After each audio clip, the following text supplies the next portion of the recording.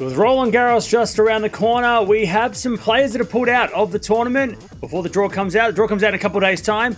And there's also players that are under an injury cloud. So let's go have a look at the players that are not playing and the players that might pull out in the next week. Starting on the women's side, only the one name so far, Tormo. She is pulled out of the tournament. Not sure exactly why, but she won't be playing Roland Garros this year. And over on the men's side, Zhang, he is pulled out of this tournament. He hasn't played for pretty much most of the clay court season. And Triple Z has also pulled out as well. So a couple of the young Chinese players on the men's side that we're all excited about, unfortunately won't be playing this event. But let's have a look at the players that are under an injury cloud because there are a few. Starting with Badosa. Now, she is supposed to be playing this week, but she has been pulling out of the tournaments the last couple of months with an ongoing injury. Vondrousova also has been on and off with injury over the last couple of months, so definitely keep an eye on her this week. Muchova, another player who pulled out last minute in Rome, so got to keep an eye on her as well. And on the men's side, Berrettini unfortunately got injured in Rome, so we'll keep an eye on him this week. Auger-Aliassime also pulled out of Rome before the tournament started, so another player to watch out for